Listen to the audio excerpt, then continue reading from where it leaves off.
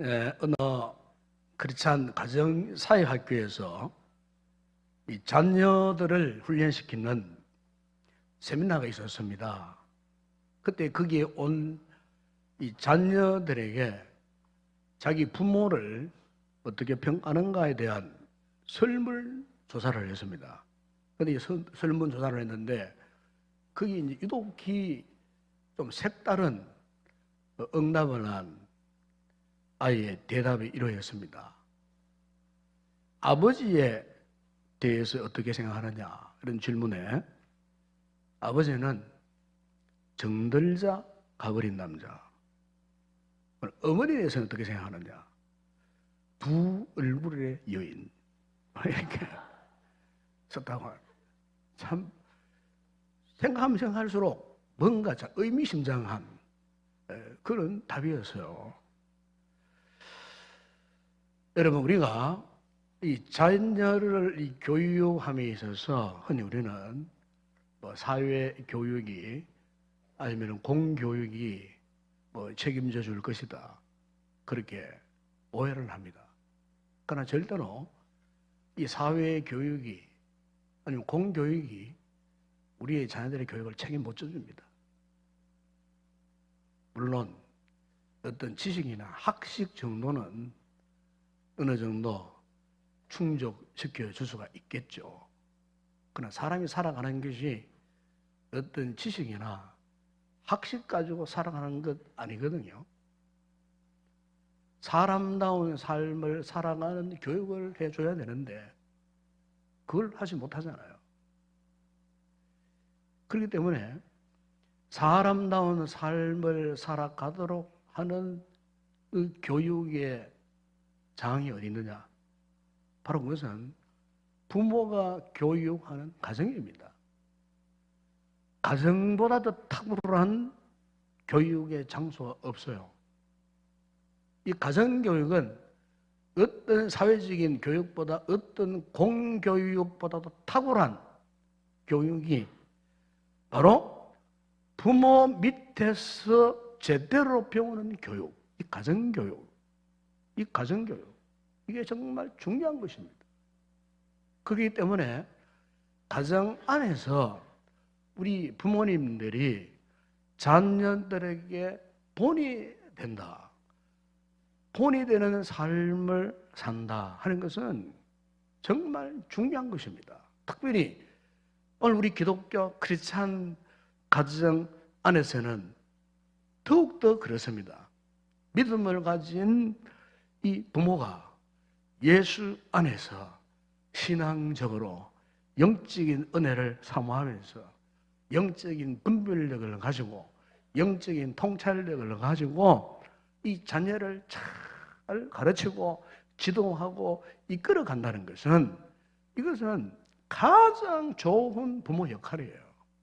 부모가 그냥 자녀들에게 그냥 원하는 것 다 입히고 먹이고 하고 싶다는 것 다 충족시켜 주는 그것이 이 부모 역할이 아니고, 우리 크리스찬 부모들은 어쨌든 믿음 안에서 신앙 안에서 자녀들에게 본을 보여주는 겁니다. 본을.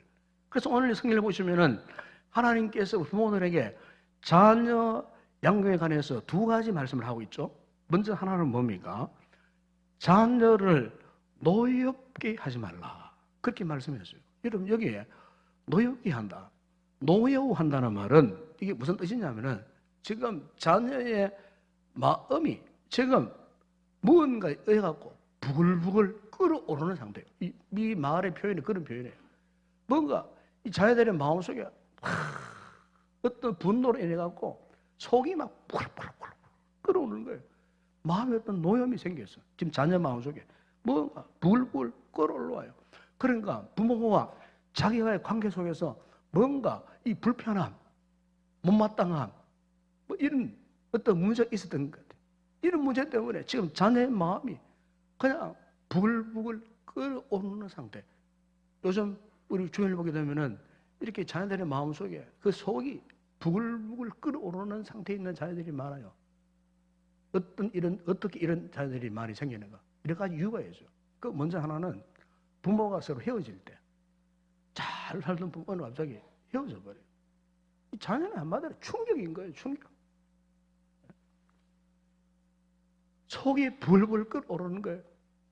그리고 또 하나는 부모가 화목하지 못하고 매일같이 다툴 때, 여러분 제발 자녀들 앞에서 싸움하면 안 됩니다. 여러분.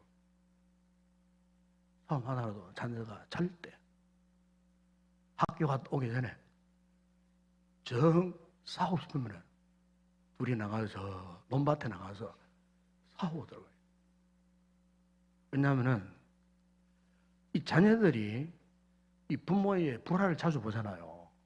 자주 보게 되면은 엄청난 상실감, 내지는 열등감, 그 다음에 죄책감, 말로 표현할 수 없는 분노, 이게요 평생을 두고 씻어지지 않습니다. 우리 부모는 싸움 잘하는 엄마 아빠, 이게 각인이 되어버려요. 심령에 각인이 되어버리는 거예요. 그런데 이 녀석도 커가지고 싸움질 잘하는 남편, 싸움 잘하는 아내 되어버린다니까요. 각인이 되어졌기 때문에. 그러니까 그 엄마 아빠의 싸움하는 모습을 보고는 그 마음에 이 분노가 응어려져 가고 평생을 두고 풀지 않는 큰 상처가 되어버리는 거예요. 그 다음에 또 하나가 이 자신의 부모가 사회적으로 비난받을 만한 행동을 했을 때, 이 자녀가요 좀 자라나잖아요. 그럼 이제는 사리를 분별할 줄 알게 됩니다. 그러면요 부모의 그 행동에 대한 옳고 그름을 자녀가 스스로 분별할 줄 알아요. 부모가 잘했을 때는요 부모가 막 자랑스러워요. 영광스러워요. 부모를 막 존경하고 싶어요. 그런데 만약에 부모가 사회적으로 어떤 잘못 일을 해서 어려운 일을 당하였다, 부끄러운 일을 당하였다, 이러면요 이 자녀 입장에서는요 한없이 부끄러움을 당하는 거예요. 수치감을 당하는 거예요. 그만큼 큰 상처가 없는 거예요. 그래서 결코 부모를 용납하지를 못하는 거예요. 그래서 이 자녀가 분노가 폭발해 버릴 때가 있어요. 그 다음에 또 하나는 뭐냐면 부모가 사랑을 베풀지 않고 멍한심할 때, 이 참 무서운 겁니다. 부모가 자녀에게 관심을 두지 않는다. 참 이것은 어떤 면에 굉장히 불행한 겁니다. 불행한 거예요. 그럴 때 이 자녀의 마음이 부글부글 끓어오르는 거예요. 그리고 또 하나 말씀드리고 싶은 것은 부모가 정직하지 못할 때, 부모의 이런 모습을 자주 보잖아요. 그러면요 우리 부모는, 우리 엄마 아빠는 완전히 이중적인 사람이에요. 이중 플레이 잘하고, 말 다르고 행동 다르고, 이것도 사실은 이 자녀에게 노여움을 쌓는 것 가운데 하나가 된다는 거죠. 바로 이런 여러 가지 많은 상황들, 이런 정황들이 이 자녀들이 살아가면서 접하잖아요. 경험하게 되면은 알게 모르게 이 자녀들의 마음 내심에 이런 분노, 이런 노여움이 뜨거운 물이 끓듯이 끓어오른다. 성경 그렇게 말씀하고 있습니다. 성경 이거 조심하라. 대부분 이 청소년 집회에 가보면은 종종 이런 아이들이 있습니다. 대성통곡하는 아이들이었어요. 대성통곡. 물론 그 중에는 성령의 은혜를 받아가지고 막 회개하고 막 이런 아이들 있지만은 어떤 아이들은 그냥 막 가슴을 치고 막 대성통곡을 해요. 대성통곡. 그런데 이런 아이들을 기도에 만나서 상담을 합니다. 너 왜 그렇게 기도했느냐 물어보면 우리 엄마 때문에, 우리 아버지 때문에 막 그런 이야기를 해요. 충격받습니다. 네 엄마가 어떻게 했는데, 네 아버지가 어떻게 했는데 내가 그렇게 기도 시간에 그렇게 울부짖고 가슴을 쥐고 통곡하며 우느냐. 몇 년 전에 우리 금요기도회 때 요 맨 앞에 여기에 어떤 한 고등학교 그때 2학년밖에 안 되었어요. 이 아이가 금요기도 앞에 나와가지고 그렇게 우는 거예요. 그렇게 우는 거예요. 대해서 통곡하라고 우는 거예요. 기도하고 있는데 소리가 들리잖아요. 기도 소리가 가끔씩 들리잖아요. 그래서 내 느낌이 이게 보통 문제가 아니구나. 무슨 문제가 있구나, 얘가. 기도하지 말고 내려가서 아들 보다면 이야기해서, 얘야, 너 왜 그렇게 기도하냐? 왜 그렇게 통곡하냐? 우리 엄마 때문에, 우리 아빠 때문에. 도대체 이해가 되지 않아요. 우리 아버지가 이해가 되지 않아요. 우리 엄마가 이해가 되지 않아요. 부모에 대한 초점보다는 감정. 자녀가 봐도 부모가 이해가 되지 않는다는 거예요. 어떻게 그럴 수가 있느냐는 거예요. 그리고 그 문제 때문에 자기 엄마, 아빠 때문에 여기 앞에 엎드려가지고 눈물래 통곡을 하고 기도하는 거예요.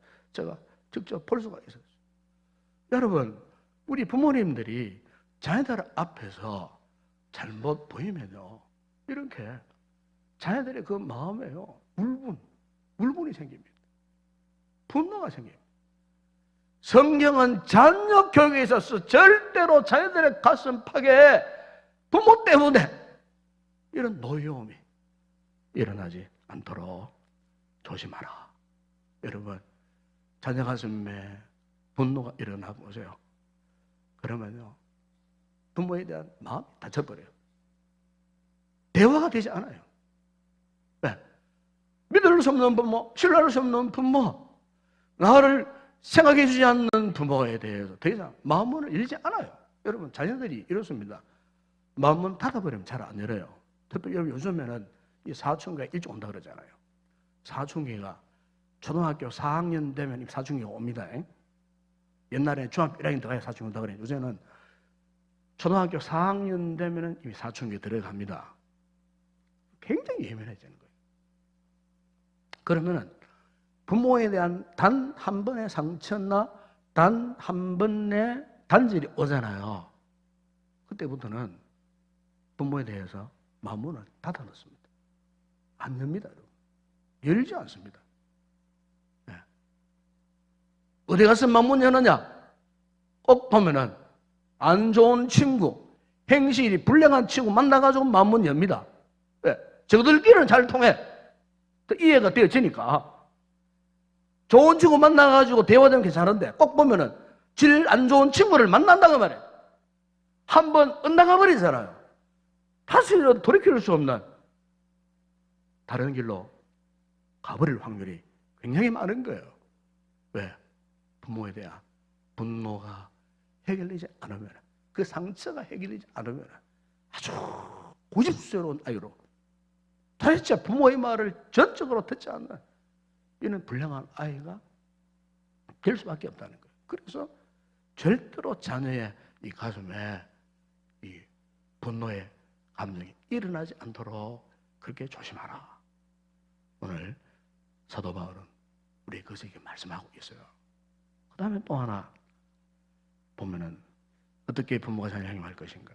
그것은 주의 교훈과 훈계로 양육하라. 그랬습니다. 여러분, 여기에 우리가 성도들이 주의 교훈 훈계로 양육하라 그래서니까 오늘부터 우리 아이들을 매주 교회에 보내고 성경을 읽게 만들고 성경을 쓰게 만들고 또 기도하게 만들고 가정 예배를 드리고 뭐 이렇게 하는 것이 주의 교훈과 훈계로 양육하는 것이 아닌가. 물론 예배를 참여시키고 성경을 읽게 만들고 기도하게 하고 가정 예배를 드리는 것 정말 좋은 신앙 훈련이에요. 그러나 여러분, 여기에 말씀하고 있는 주의 교훈과 훈계를 양육하라는 말은 우리가 이렇게 지식적으로 어떤 율법적으로 아이들을 강요해서 가르치는 말이 절대 아니에요. 이것은 한마디로 말하면은 우리가 속해 있는 우리 가정의 영적인 분위기를 말합니다. 신앙적인 분위기를 말합니다. 부모가 된 나이에 신앙적인 분위기가 어떠한가, 이걸 말하는 거예요. 그러니까 부모가 읽었던 하나님의 말씀, 부모가 들었던 예배 받았던 하나님의 은혜, 찬양을 부르면서 얻었던 감동, 감격, 이런 것들이 부모가 가정으로 돌아가서 가정의 삶 속에서 이것이 뭉글뭉글 꽃피 오르고 열매를 맺으면서 부모의 삶 속에서 하나님 말씀 통해서 교훈을 통해서 은혜 받았던 것이 부모의 삶을 통해서 이렇게 그냥 열매로 묻어나오는, 그냥 자연스럽게 의도적으로 그렇게 억지로 열매를 맺는 것이 아니고 그냥 은혜로운 삶을 살아가는 부모의 모습, 은혜로운 신앙의 삶을 살아가는 그 아버지의 모습, 엄마의 모습, 그래서 자녀들이 가정에 들어옵니다.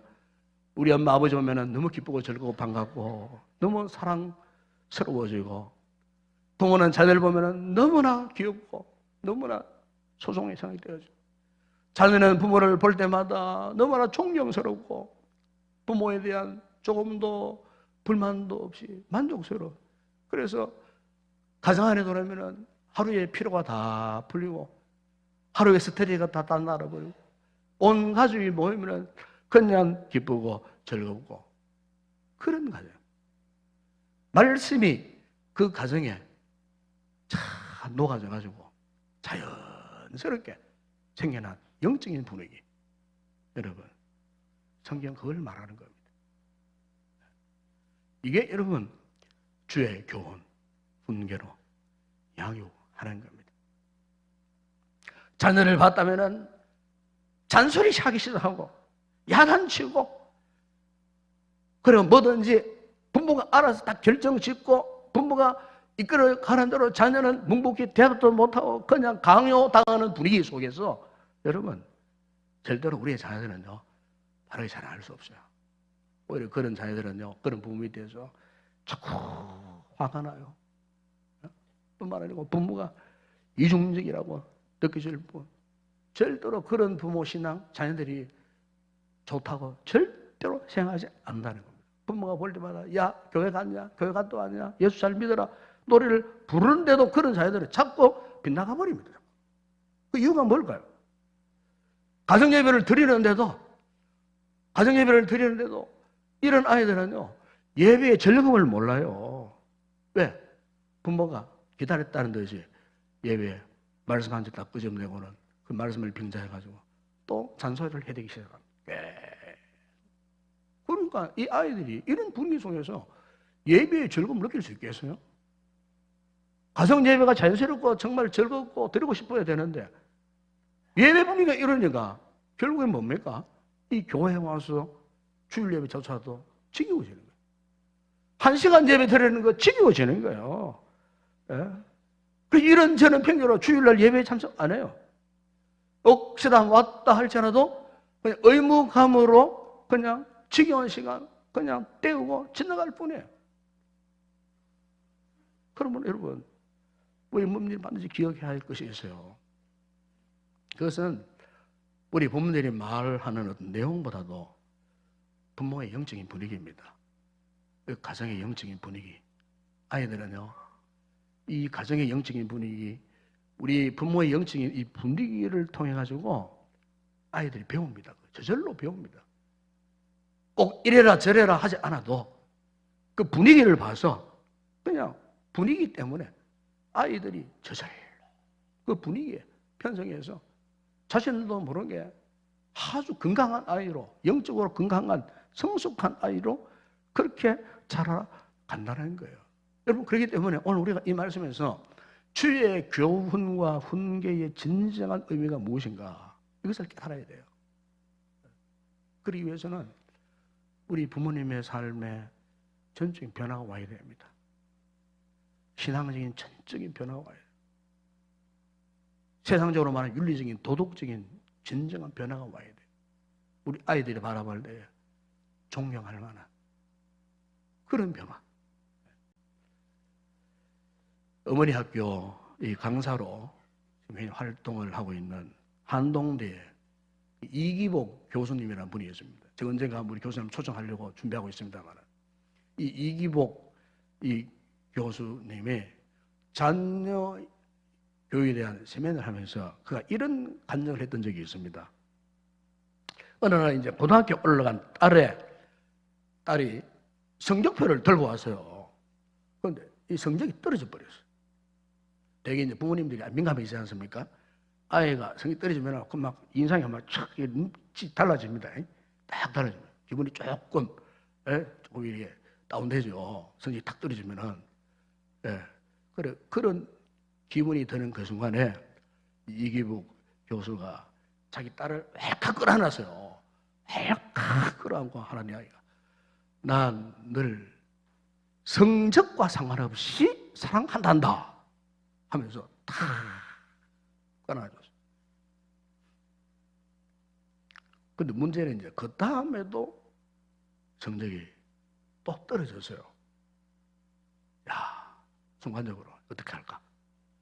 다시 마음을 굳게 먹고 딸을 격려, 칭찬했습니다. 그리고 얼마 후에 또 이제 세 번째 성비를 들고 올 때는 아주 밝은 표정으로 막 오더래요. 그러니까 성적이 올랐구나 싶은 생각해서 그걸 탁 펴보니까 더 떨어졌네? 성적이. 순간적으로 내가 이거 잘못 생각했구나 생각이 들면서 순간적으로 어떤 생각이 들었냐면은 요즘 어떤 아이들은 학교 성적 때문에 방황하기도 하고 학교 성적 때문에 거짓말하기도 하고 어떤 아이들은 학교 성적 때문에 가출하기도 하는데 내 딸 아이는 성적이 계속 이렇게 떨어지는데도 밝은 모습으로 당당하게 성적표를 아빠한테 들고 오는 그 자체가 너무나 감사하더라는 겁니다. 너무나. 예. 여러분, 그렇습니다. 우리 부모는 자녀들에게 뭔가 많이 주기를 원하잖아요. 유산도 많이 남겨주고 재산도 많이 남겨주고. 왜? 그래야 자녀들이 안정된 삶을 살고 행복한 삶을 산다고 생각하기 때문에 어쨌든 자녀들에게 뭐든지 많이 남겨주고 이거는 뭐 당연한 겁니다. 근데 여러분 알고 보면은 그만큼 또 어리석은 생각이 없어요. 네. 여러분 주변을 한번 둘러보세요. 둘러보면은 재벌가의 2세, 3세 그 손주 녀석들 보세요. 행태를 보세요. 예, 그렇게 돈 많아서 입히고 먹이고 해외 유학까지 보내가고 돈 한 번 걱정시키지 않고 그냥 해외 유학 공부 다 시키고 그 많은 돈으로 유학생활 하면서도 막 최고로 좋은 자동차 타고 다니고 전 세계를 여행하고 유학 중에도 공부는 하지 않아도 나중에 돈으로 다 졸업하고 말이죠. 돈으로. 미국도 그런 학교들이 많아요. 돈으로 졸업하고 돈으로 하겠다고 이렇게 해서 그냥 국내에 들어왔지만 보세요. 거기에서 무엇을 배워왔습니까? 미국 생활에서 나이트클럽 들락날락 거리다가 술집에 들락날락 거리다가 마약이나 먹고 마약이나 배우고 국내까지 와서도 마약하다가 보세요. 한 가정 한 가문 그 부모 수치 부끄러움 참 세인들에게 지탄의 대상이 되는 그 안타까운 모습을 볼 수 있지 않습니까, 여러분? 여러분, 그렇기 때문에 부모는 재산만이 자녀에게 줄 유산이 아니에요. 특히 우리 크리스찬들은 우리 부모들 우리가 자녀들에게 진실로 남겨야 할 유산이 무엇인가를 분명히 아셔야 돼요. 재산보다 더 중요한 유산이 있다는 거예요. 여러분, 출애굽기 20장 5절에 6절에 보세요. 성경이 이렇게 말씀합니다. 그것들에게 절하지 말며 그것들을 섬기지 말라. 나 내 하나님 여호와는 질투하는 하나님인즉 나를 미워하는 자의 죄를 갚되 아버지로부터 아들에게로 3, 4대까지 이르게 하거니와 나를 사랑하고 내 계명을 지키는 자에게는 1000대까지 은혜를 베푸느니라. 여기 보시면은 보세요. 하나님을 믿지 않고 불신하고 하나님을 거부했던 그 시대에 그리고 후손들은 보세요. 그 아버지의 죄가 아들에게 몇 대까지? 3, 4대까지. 여러분, 이미 3, 4대까지란 말은요, 이미 그 가정은 끝장났다 그 말입니다. 3, 4대까지 끝장났다 그 말이에요. 희망이 없다 그 말이에요. 하나님을 알지 못하고 하나님을 경외하는 신앙이 전수되지 못한 그 후손들은 끝장이요. 지금 당장 잘 살아도 3, 4대 가면 끝장나는 거예요. 바닥이 나는 거예요. 아무리 호화 어떤 고대왕실 산다 할지라도 3, 4대 흘러가는 어간에 다 소진, 다 탕진, 다 날아가 버리는 거예요. 끝장나 버리는 거예요. 하나님을 경외하지 않는 그 가정 가문, 그 가족은 그런 거예요. 그러나 보세요. 나를 사랑하고 내 계명을 지키는, 즉 무슨 말입니까? 하나님의 은혜를 알고 은혜를 아는 부모 밑에 자라는 그 다음 세대들은 어떻게 해요? 천대까지 은혜를 베푸느니라. 무엇입니까? 하나님의 은혜와 하나님의 축복이 여전히 끊이지 않고 지속적으로 수천 대 이도록 이어지는, 여러분, 이걸 보게 되면은 우리 부모님들이 보세요.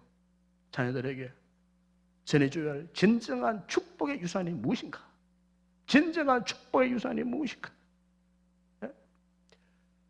부모들이 우리가 잘못 믿음 생활하고 잘못 믿어서 자녀들에게 선뿌리의 유산을 물려줄 것인가? 아니면 천대까지 끊이지 않는 하나님의 은혜의 유산을 물려줄 것인가?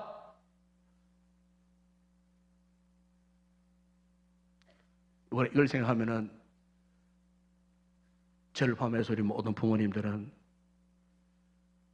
죄를 지으면 안 됩니다. 죄를 지으면 안 됩니다. 하나님 앞에 불순종해서는 안 됩니다. 은혜로 살아야 돼요. 십자가 은혜에 보답하는 삶을 살아야 됩니다. 은혜를 아는 은혜에 보답하는 삶을 살아야 우리 자식이 살 수 있어요. 수천대 이르도록 우리 신앙의 선조들이 그렇게 살으셨잖아요. 그래서 오늘 내가 있는 거예요. 그렇잖아요.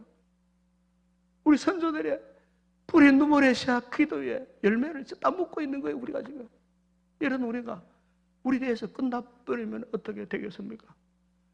절대로 그 일을 생각하면은 부모는 절대로 죄를 지으면 안 돼요. 하나님 앞에 불순종하면 안 돼요. 그 역해서도 안 돼요. 여러분 다윗을 보세요. 다윗이 바세바와 불륜하게 맺은 첫 아들, 그 첫 아들이 사무엘라 10장에 보세요. 나자마자 죽어버렸어요.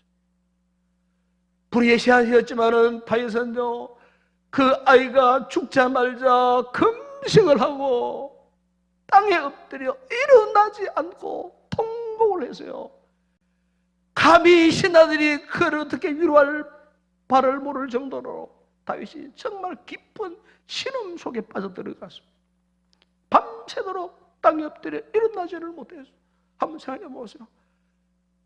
일찍 죽은 그 아이에게 무슨 죄가 있어서 그렇게 죽었겠습니까? 바로 부모의 죄 때문이에요. 부모의 죄. 부모의 죄가 자손에게까지 미친다고 분명히 성경은 말씀하고 있습니다. 우리 부모님들이 이것을 무서운 말씀으로 알아들으셔야 해요. 조상의 죄가 자손들 안에 선뿌리로, 부모의 나쁜 성격이, 부모의 나쁜 습관이, 부모의 나쁜 말투가 자녀들의 실제적인 삶에서 고통으로 다가간다는 겁니다. 악한 영향력을 미친다는 겁니다. 자녀들이 함부로 말한 그 같은 악한 말들이 자녀들에게 그냥 그대로 다 전달되어지는 거예요. 여러분, 오늘 바라기는 부모들 우리에게 혹 이런 좋지 못한 분리신앙적인 요소가 있다면 우리 당대에, 우리 시대에 다 끊어버려야 할 줄로 믿습니다. 끊어버려야 합니다. 자녀를 진실로 여러분들이 아끼고 사랑한다면, 여러분의 우선이 여러분 자식이 앞으로 하나님의 은혜 속에, 축복 속에 살아가기를 원한다면 우리가 오늘부터라도 우리 부모님들이 하나님 앞에 바로 서야 하고 바로 진실로 하나님을 믿어야 할 줄로 믿습니다. 우리가 교회를 섬길 때도 부모님들이 모범적으로 잘 섬기셔야 돼요. 왜냐하면 자녀들이 그 모르는 것 같아도요, 그거 다 하나하나 자녀의 가슴팍에 카메라에 차곡차곡 다 찍어놓고 간직을 하고 있어요. 문제는 부모가 교회를 아름답게 은혜롭게 섬기는 모습을 본 자녀들은요, 이 아이들은 자라나서도 부모가 한 대로 살아갑니다. 부모가 한 대로 교회를 아름답게 섬겨나갑니다.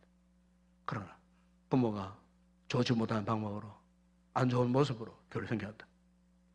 이 자녀는요, 한마디로 상처되어지는 거예요. 그냥 부모가 한 대로 그냥 보고 따라갈 수밖에 없어요, 여러분. 그렇잖아요. 부모가 경건해 보세요. 반드시 그 자녀들도 경건해집니다. 미국의 건국 초기에 조나단과 사라라고 하는 부부가 있었어요. 미국 건국 초기에 얼마나 가난한 그런 시절에 있겠어요. 조그마한 통나무집에, 예? 어느 나라든 가난할 때는 자식을 많이 놓습니다. 그래서 이 가정에 자녀를 11명이나 낳았어요. 11명. 그런데 이 가문 이야기가요, 현재 미국 200년 미국 역사책에 기록되어 있는 내용이에요. 이 가문에 대해서. 이 가문에 대한 연구를 한 거예요. 논문을 쓴 내용이에요. 그런데 이 조나단과 사라 부부의 이 가정의 이 연대기로 쫙 펼쳐서 기록을 했는데, 거기 보면은 그 가정에 이런 경건한 부부가 어렵게 살아면서도 하나님을 경외하는 아름다운 부부의 설화에서 어떤 자손들이 출생했는가? 부통령 1명, 주지사 1명, 대학 총장 13명, 변호사 139명, 판사 33명, 대법원 판사 11명, 대사업가 75명, 의사 68명, 목사 116명, 차관급 이상의 공무원 82명, 대학 교수 66명, 대발명가 25명. 미국 정치, 경제, 문화 모든 법조계 분야에 아마 지금은 다 할 거예요. 그 경건했던 조나단과 사라 이 부부, 통나무집에서 11명의 자녀를 놓고 그 자녀를 살았던 그 자녀, 그 부모 사라에 보세요. 200년이 지난 그 시점에 보니까 이런 미국의 그 사회를 주름잡는 유명 인재들이 그 가문에서 배출되어졌는데, 더 중요한 것은 이 부부가 이 자녀들을 키울 때에 어떤 특별한 교육 프로그램을 사용했냐? 절대 그런 게 없었어요.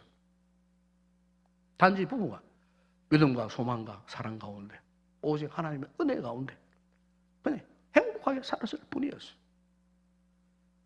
은혜를 아는, 하나님의 은혜를 아는 이 아름다운 신앙의 관계 속에서 이 자녀들이 자라갔는데, 보세요.